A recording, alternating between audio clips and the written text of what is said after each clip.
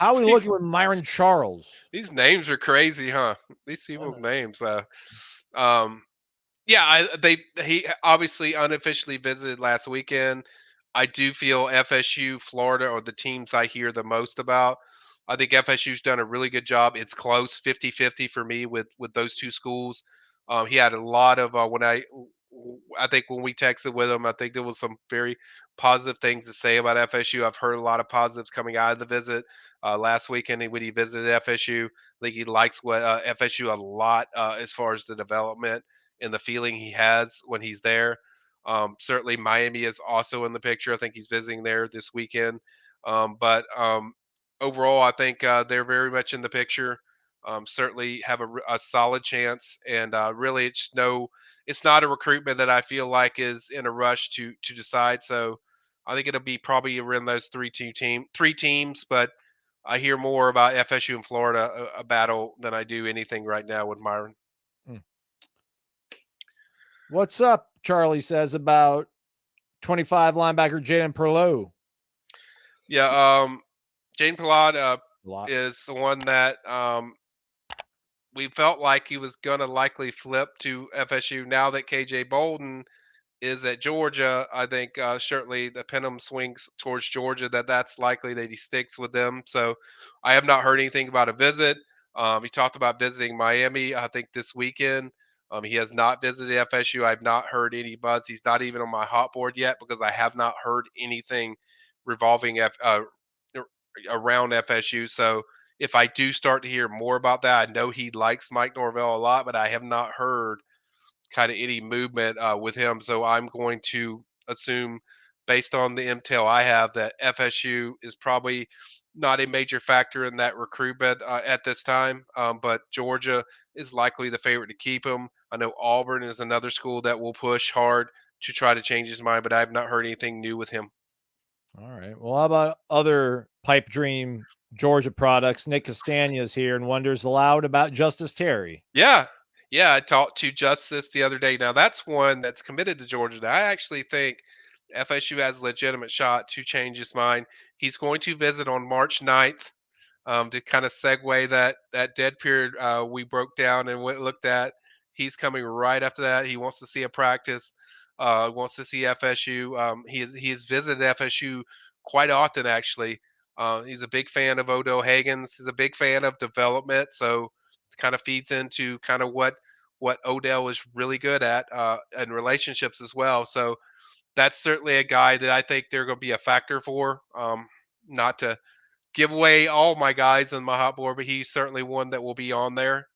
He's a guy that they like a lot, and he likes them a lot. He wants to see them, and he wants to see them regularly. And I think that's a team that, or that's a prospect that they'll be very much involved with from beginning to end. All right. 6'5", 265, man. It's a well-built young man. Yep, Probably why Kirby Smart's all over him. exactly. But I digress. Well, Nick Castagna's got Georgia envy or Georgia misery on the mind. Okay. When are we going to rip out UGA's tight ends coach's heart with Elias Williams? Sorry. Yeah, Elias Williams from Camden County, really good tight end, really good. I think more so a receiving guy than kind of what we experienced last year in Landon, who I think is a combination of both of those, elite in both of those areas. I think Elise is phenomenal as a receiver. He's visited FSU like 3 times last year. I think he will visit FSU either next weekend or early March. I've heard that consistently. That I think he will definitely be on campus. I think another kid that I think will probably trip over there to Miami for that big battle 7-on-7 just to be there in presence. But I think overall, a guy that FSU tight end coach Chris Thompson has developed a really strong relationship with, similar to the one that he developed with Landon, and a guy that they just absolutely love. That they're trying to rip their hearts out, but I think for now he's comfortable. But I don't think it's like locked down and solid that he's for sure going to Georgia. I think he's still pretty open. I think it's a soft verbal as far as what I've heard, but I think he's comfortable just what they do. at the tight end position, and why wouldn't you with what certainly what Georgia does at tight end. But I think overall he's definitely open to listening, and certainly the team that's the biggest threat to me is FSU. Howie Bess, what's up with Dexter Carter's son, Devin Carter? Yeah, he decided to, I think, open things up. He had not really taken a lot of visits. He took several visits to FSU. I think he went to Ole Miss and a few other places. But I think the interest started picking up nationally everywhere. And I think he's a kid that just wants to explore everything. He's 2026. There's really not a rush to have to get your commitment in, as we've seen. Just because you're committed doesn't mean that it's solid. Enter KJ Bolden. Yeah, so I think it's really just exploring all your options. We know kid loves FSU. We know his dad definitely loves FSU.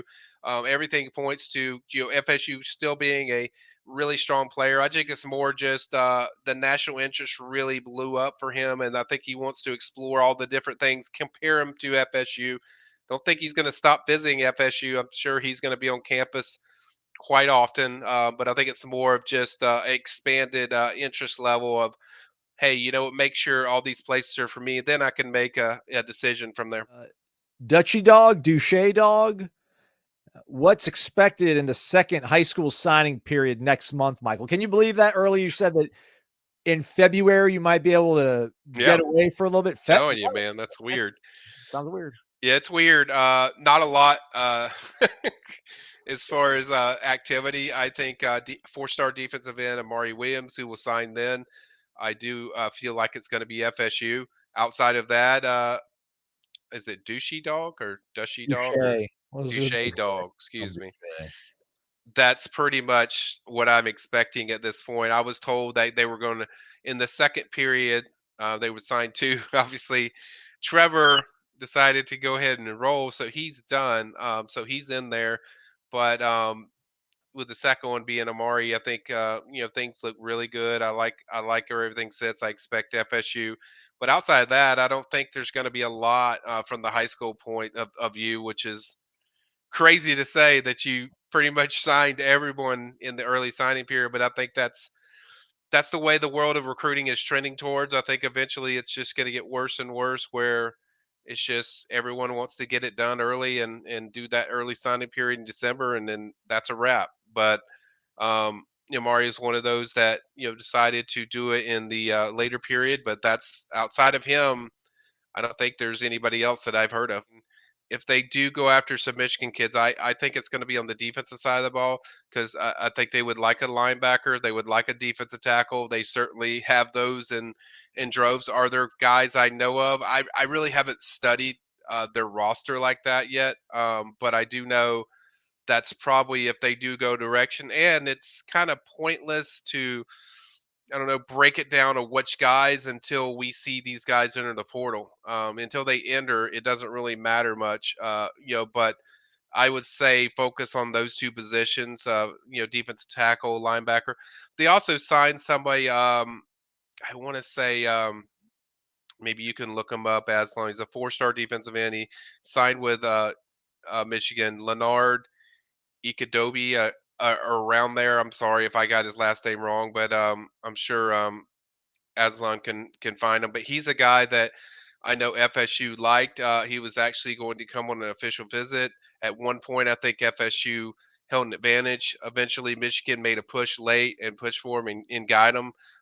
He's a four-star defensive end that FSU went to evaluate early in that process in 2024, and then it started to blow up. But then obviously Michigan jumped in, and Michigan certainly won a natty and everything. So they have a lot to offer when it comes to edge guys. They do a great job, but Michigan likely loses their DC with Harbaugh. He probably likely goes over there, and I think the mentor is the DC coach. I think he could go with him. So this is a guy I think just kind of keep an eye on just to see if he decides he wants out of it, and then I think FSU could be a pretty solid factor there. Outside of that, I think really we just have to wait and see what enters the portal for Michigan. They have 30 days, but certainly there's some talented guys.